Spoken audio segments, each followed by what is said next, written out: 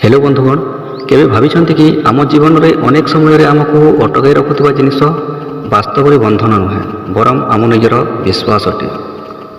आज रही छोट कहानी आपन को शिखाइब जे किपरि एक छोट दौड़ी विशाल हाथी को बांधि रखिपारे एवं किपरि आमर पुराणा विफलता आम स्वप्न को बंदी कर दिए। तेबे आसंतु शुणिबा एक प्रेरणादायक कहानी हाथी एवं दौड़ीर कहानी।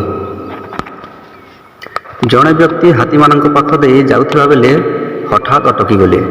से आश्चर्य हेले जे एते विशाल हाथी मानक केवल सेमानंकर सामना गोड़े बंधा जाइथिबा एक छोट दौड़ी द्वारा धरी रखा जाइछि। कौनसी श्रृंखला नहीं, कौनसी पिंजरा नहीं।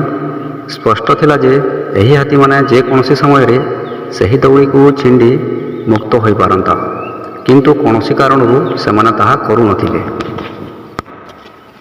से निकटरे थिबा जणे प्रशिक्षकन को पचारिले एही पशु माने काहेकि एठारे चुपचाप ठिया होई रहिसंती एवं पलाइबाकू चेष्टा करूनाहांती।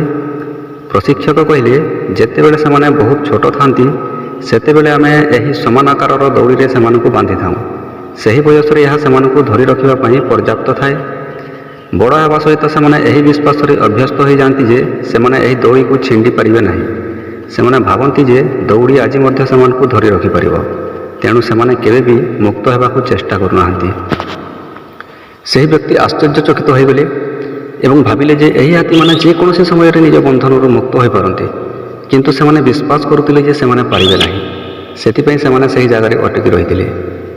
तेबे हाथी मानक परि आम मध्यरु केते जण जीवन में एमिति एक विश्वास को धरी रखिथाउ जे आमे किछि करि परिबा नाही, केवल एही कारणरू जे आमे पूर्वरु थरे सेथिरे विफल होई सारिछु। तेबेठरे मन रखिबा उचित विफलता हेउछि शिखिबार एक अंश। तेणु जीवनर संघर्ष रे आमे केबे हार मानिबा उचित नुहे।